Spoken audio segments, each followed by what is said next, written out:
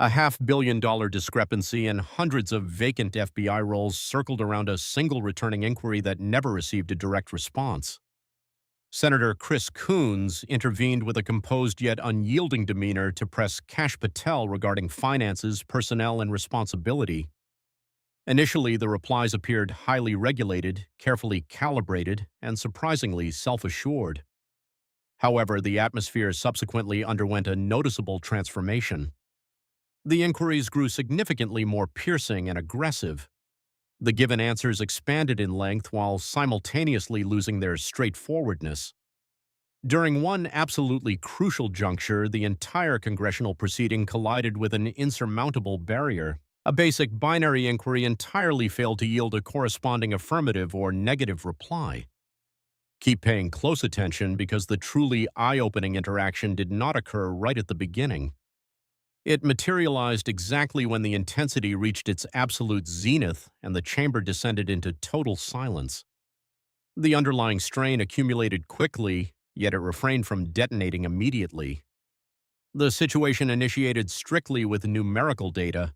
It seemed like a detached, highly technical, and nearly standard budgetary dilemma involving $500 million. Lurking just under that massive figure was a glaring inconsistency. Coons spotted the discrepancy without a single moment of hesitation. He completely avoided elevating his vocal volume. He refused to accelerate his pacing. He simply presented the facts with absolute clarity. Within a single day, two entirely distinct stances were offered, with one delivered to the Senate and the other provided to the House. They addressed the exact same subject with identical consequences, yet the actual replies diverged completely. That specific point is precisely where the true interrogation commenced. Coons shifted his posture forward, employing calculated precision rather than raw emotion. He bluntly asked which stance represented the authentic truth and which variation the committee was supposed to trust. For a brief second, it felt as though a massive pivot was approaching, offering an opportunity to provide clarity and correct the official transcript. Rather than confronting the paradox directly, Patel deflected by shifting the spotlight away from the conflicting remarks and toward a wider narrative regarding waste, deception, misuse, financial reduction, and optimization. The delivery carried a highly organized resonance. It appeared thoroughly intentional, yet it completely failed to address the actual inquiry. That resulting void, representing the distance separating the posed inquiry from the provided reply, began to expand noticeably. Coons opted against cutting him off mid-sentence. He permitted the official to conclude his entire statement. Subsequently, he navigated right back to the core issue, remaining both tranquil and incredibly blunt. The blatant discrepancy continued to linger in the room. The actual financial figures remained entirely unaltered. The chronological sequence stayed exactly the same, yet a genuine explanation simply refused to materialize. At this juncture, the atmosphere within the chamber felt profoundly transformed. The dispute had escalated far beyond a mere budgetary disagreement. It centered on logical consistency, absolute accountability, and whether the individual facing interrogation was prepared to tackle the specific matter or would merely keep dodging it.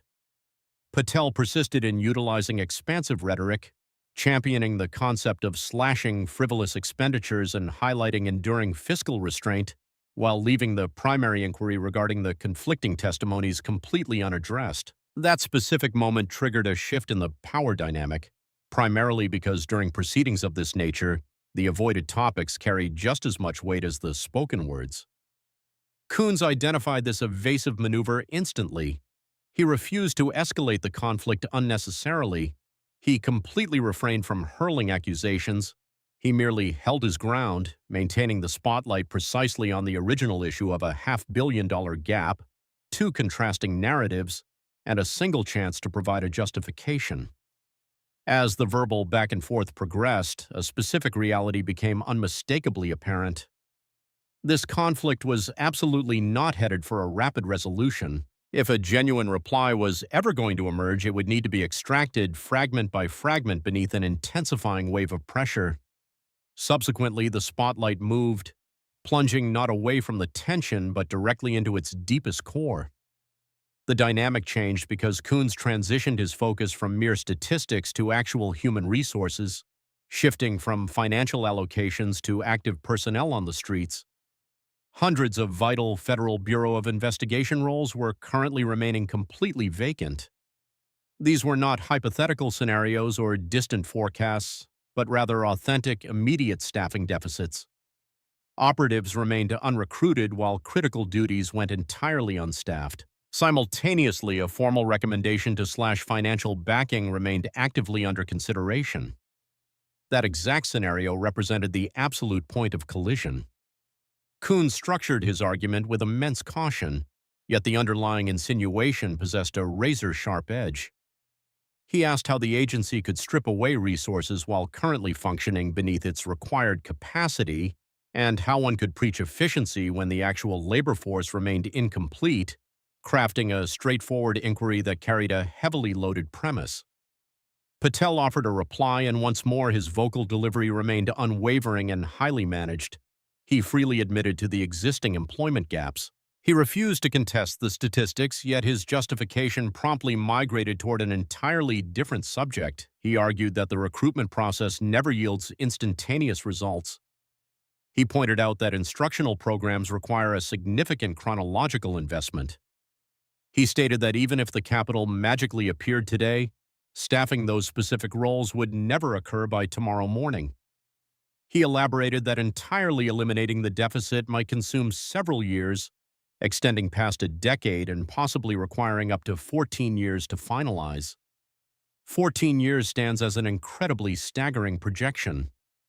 For a brief interval, the argument resonated by successfully rebranding the dilemma from an immediate deficit into a prolonged logistical nightmare. However, Coons utterly refused to let that narrative pivot escape intense scrutiny. This occurred simply because the original query never concerned the duration of the recruitment phase. The inquiry strictly centered on current operational capabilities at this very moment, right amidst active and critical national security obligations. This specific juncture caused the tension to constrict once more, as Patel's response detailed the procedural mechanics without alleviating the fundamental apprehension. If rectifying the staffing issue genuinely requires such an extensive timeline, the existing deficit morphs into a significantly graver crisis rather than a lesser one. Despite that grim reality, the proposition to slash financial support continued to loom large. That massive paradox remained suspended heavily within the chamber. Coons pushed forward anew, avoiding aggression while maintaining unyielding persistence. He questioned how the agency neutralized threats with a depleted roster, asking what protocols had shifted and which vulnerabilities had spiked, creating a critical opening where a solid response could have entirely transformed the proceedings' atmosphere. Instead of providing a transparent strategy or a blunt justification, the reply remained frustratingly generic, relying on expansive allusions to systemic philosophy while offering zero concrete operational adjustments. Once again, a massive chasm opened between the posed inquiry and the provided justification. The entire audience sensed the disconnect, realizing this was no longer a mere debate over standard procedures. This conflict involved severe real-world ramifications, impacting active probes, defensive readiness, tactical reaction speeds, and sheer human bandwidth. As Patel persisted in detailing the convoluted nature of recruiting and educating personnel, the foundational crisis remained completely ignored. If the administrative machine was currently stretched to its breaking point, one had to wonder what would occur when forced to stretch even further. Coons entirely bypassed the need to amplify his vocal cords. The immense gravity of his inquiry accomplished that task autonomously. By this specific moment, an undeniable behavioral rhythm was beginning to solidify. Transparent inquiries met with highly detailed replies that frequently lacked alignment and routinely dodged straightforward engagement. The more frequently this dynamic repeated itself, the more impossible it became to simply brush aside. The Congressional proceeding took a vastly more severe trajectory when the dialogue pivoted away from human resources and waded into highly sensitive territory. The topic shifted to institutional oversight, representing the exact framework engineered to police ethical integrity within the bureaucracy. Coons specifically referenced the Office of Integrity and Compliance, This specific division existed on paper for an incredibly transparent purpose, providing autonomous monitoring, internal responsibility, and an independent layer of auditing positioned above standard daily actions. However, that distinct department had been eradicated as an autonomous entity and was subsequently collapsed into a separate administrative branch. Coons demanded an immediate explanation regarding this drastic move. He refused theoretical justifications or conceptual jargon, demanding instead a bluntly direct rationale. He asked what fundamentally alters when internal auditing loses its autonomous status. Patel countered with a specific term designed to instantly alter the narrative framing by calling it duplicative. He characterized the department as an overlapping, utterly unneeded redundancy that desperately required administrative streamlining. He asserted that absorbing the unit directly into the inspection branch served as the ultimate remedy. His description resonated with an aura of clinical administrative efficiency. Nevertheless, Coons utterly refused to brush this off as a standard corporate restructuring. The underlying anxiety stemmed not from the visual aesthetics of a bureaucratic organizational chart. The genuine fear revolved entirely around the practical application of objective independence. Whenever the precise apparatus undergoing scrutiny simultaneously commands the auditing procedure itself, the vital buffer separating power from accountability thins dangerously, which is exactly where the tension silently escalated. Coons hammered the issue aggressively. He demanded to know the fate of objectivity and the survival rate of public faith when an auditing mechanism becomes internally assimilated. Patel stubbornly anchored himself to his original stance, touting optimization, structural merging, and the elimination of redundant tasks. Yet again, his reply endlessly orbited the administrative gears while completely ignoring the destructive aftermath. Inside that specific void, the strain magnified exponentially because institutional auditing transcends mere bureaucratic paper-pushing. It fundamentally represents public faith. It acts as the critical firewall separating shielded internal choices from harsh external evaluation. Currently, that protective firewall possessed a radically altered architecture. It was not entirely demolished, but it had been severely disfigured. Coons refrained from launching direct indictments. He avoided interjecting over the testimony.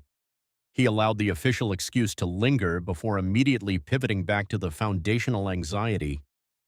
He focused solely on whether this drastic maneuver fortified or crippled objective autonomy.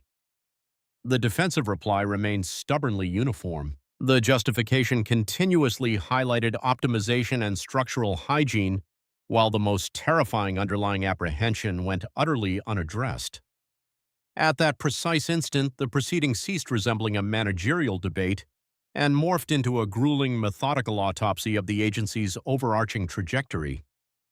Subsequently, a darker layer emerged involving human resources maneuvers, judicial clashes, litigation targeting high-ranking executives, allegations of malicious persecution, and fierce partisan friction buried deep within bureaucratic decrees. Coons introduced a highly sensitive apprehension directly tethered to the probe surrounding January the 6th. A remarkably blunt inquiry instantly followed. He asked if operatives assigned to those specific dossiers would face malicious retaliation, creating a volatile instant that sliced right through budgetary jargon to expose devastating human repercussions. Patel issued an exceptionally cautious reply. He flawlessly dodged a binary affirmative or negative declaration. Rather, he proclaimed that specific dossier distributions do not ultimately dictate an operative's professional trajectory. He showcased this concept as an overarching, impartial, and highly procedural philosophy. However, the lethal precision of the inquiry once again collided violently with the sweeping vagueness of the retort.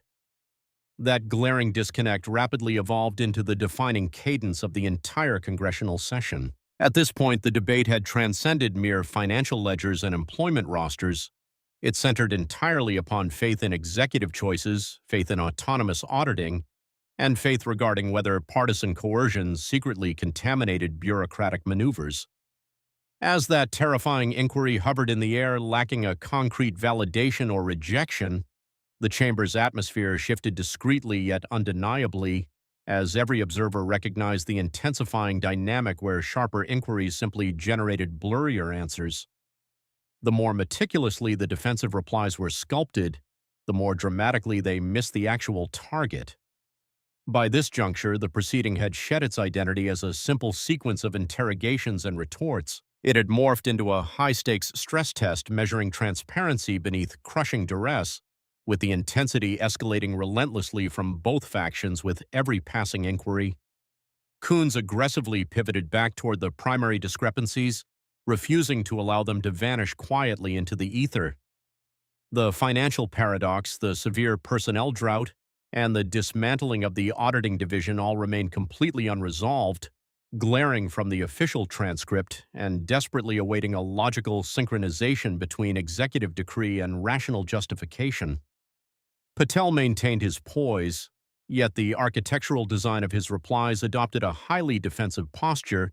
Regardless of his strictly regulated vocal delivery, he conversed exclusively utilizing bureaucratic paradigms, systemic overviews, and far-reaching strategic timelines.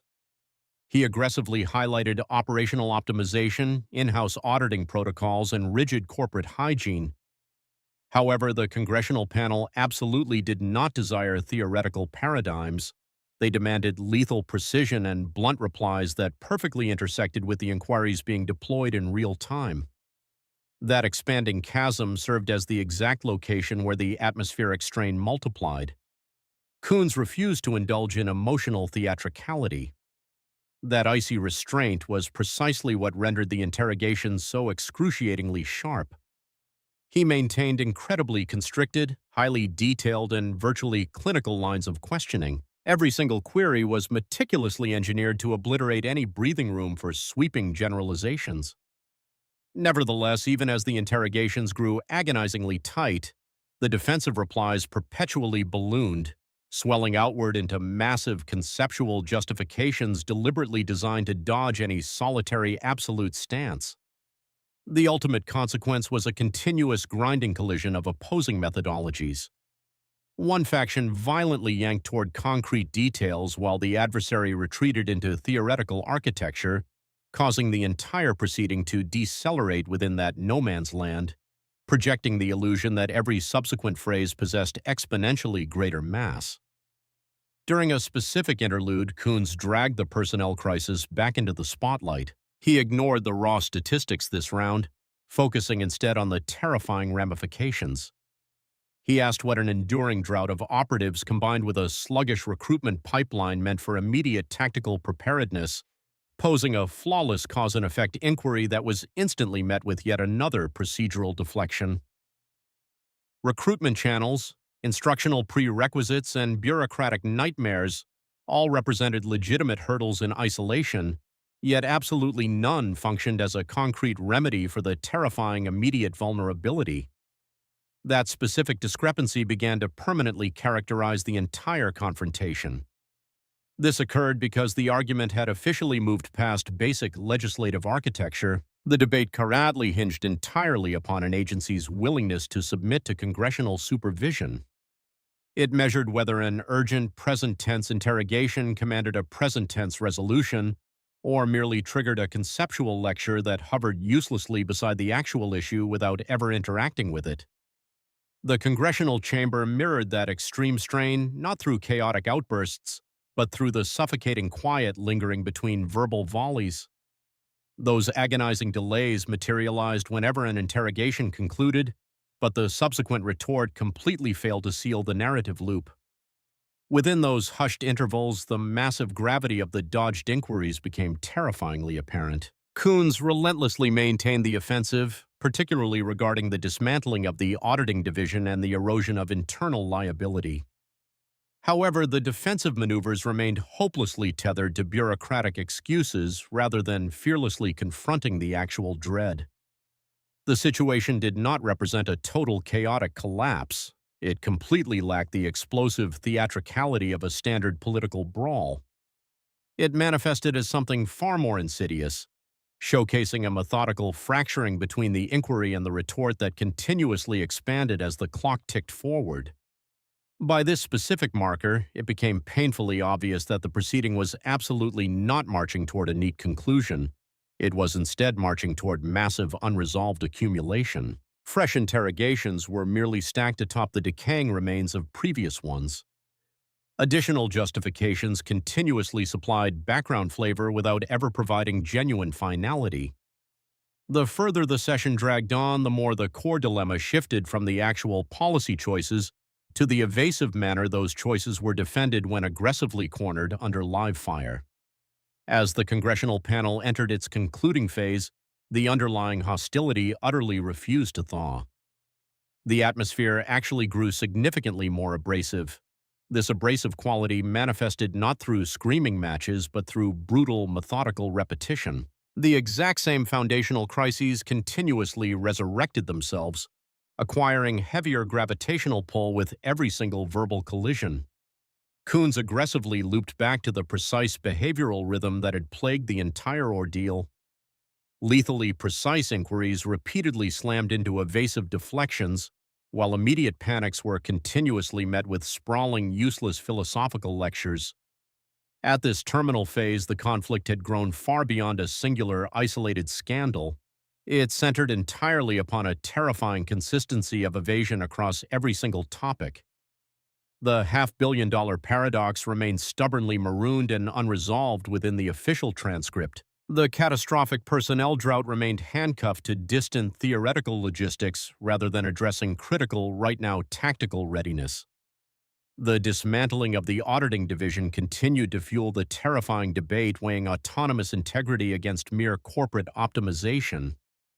Every single time Coons violently yanked one of those specific threads back into the glaring spotlight, the defensive reaction deployed the identical shield, offering a concession of the difficulty, a worship of bureaucratic procedure, and a steadfast refusal to commit to a binary affirmative or negative declaration. Whenever an inquiry explicitly demanded a binary stance, the chamber physically absorbed the weight of the evasion, experiencing it not as a brawl but as an endless loop of repetition entirely devoid of resolution. Patel preserved his stoic exterior throughout the ordeal, retaining an unwavering vocal pitch and a meticulously manicured vocabulary. However, highly sanitized responses, when endlessly recycled across a barrage of critical interrogations, forged their own unique brand of atmospheric terror simply because the omitted truths rapidly eclipsed the spoken rhetoric. Coons simultaneously remained flawlessly locked into a strategy of clinical precision. His interrogations constricted even tighter, ruthlessly amputating theoretical abstraction at every conceivable turn. He absolutely was not hunting for philosophical musings solely for the sake of hearing a lecture.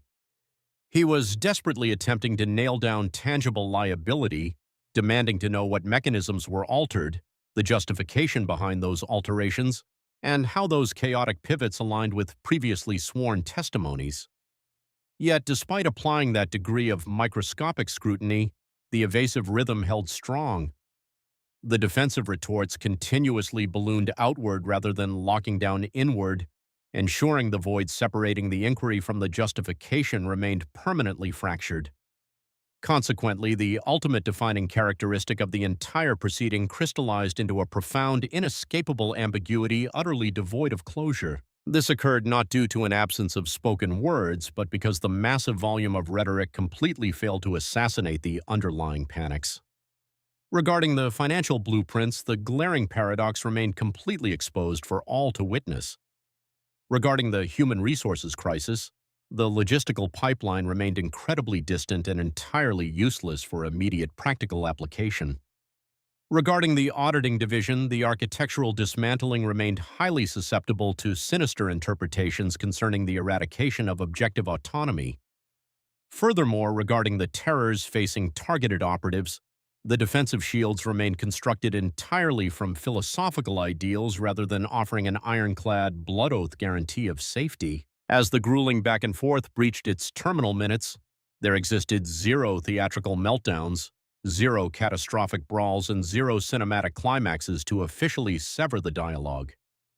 Instead, a far more insidious reality settled over the chamber, confirming that a barrage of critical interrogations had been launched, and the vast majority completely evaded the blunt transparency the legislative panel demanded.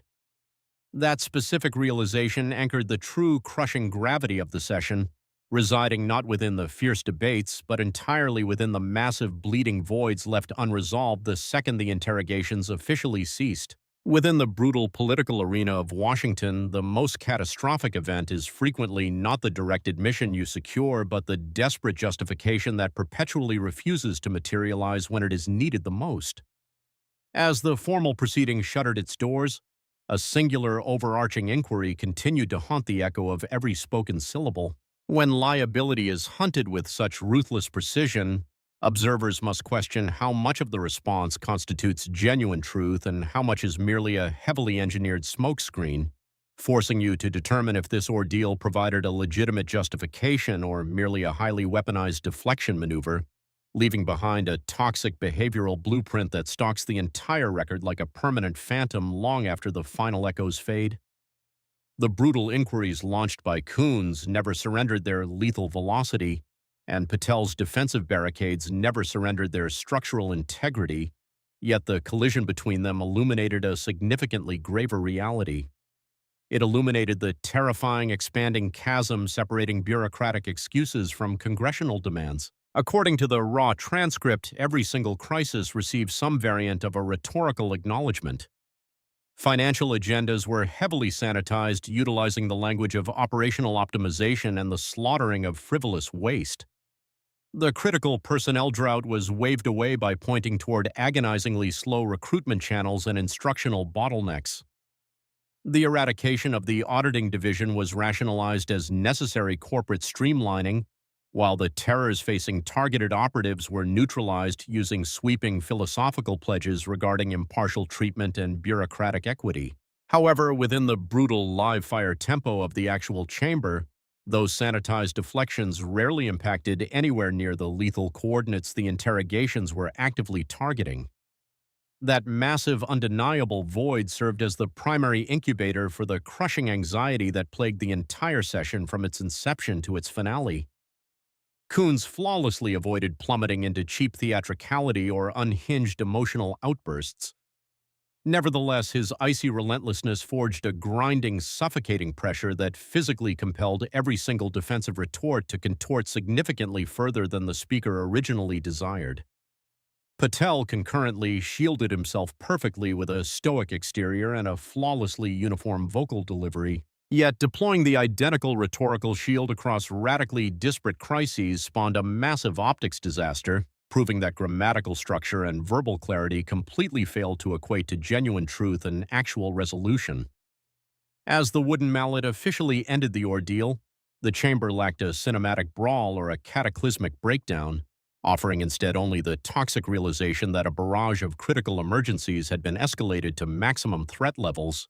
Yet the vast majority escaped without a satisfactory narrative-sealing conclusion. This specific dynamic renders proceedings of this caliber exceptionally hazardous to decipher through a simplistic lens, primarily because absolutely nothing is violently rejected, yet absolutely nothing receives an ironclad validation. The entire apparatus miraculously avoids total disintegration, yet absolutely nothing achieves true equilibrium. Ultimately, the surviving artifact is a dense, heavily stratified transcript packed with interrogations, deflections, and jagged bleeding mysteries that are virtually guaranteed to resurrect themselves during subsequent congressional audits. As the broadcasting lenses finally cut to black and the official dialogue terminates, the most terrifying inquiry absolutely refuses to vanish alongside the strike of the gavel. It lingers maliciously within the suffocating quiet of the empty chamber. When raw liability collides violently with entrenched authority under live fire, observers must question if the resulting explosion yields genuine transparency or merely a heavily fortified smokescreen that masquerades as a legitimate justification, forcing those who monitored the bloodbath to decide if they witnessed authentic accountability or merely a highly engineered evasion tactic buried deep beneath the political rhetoric.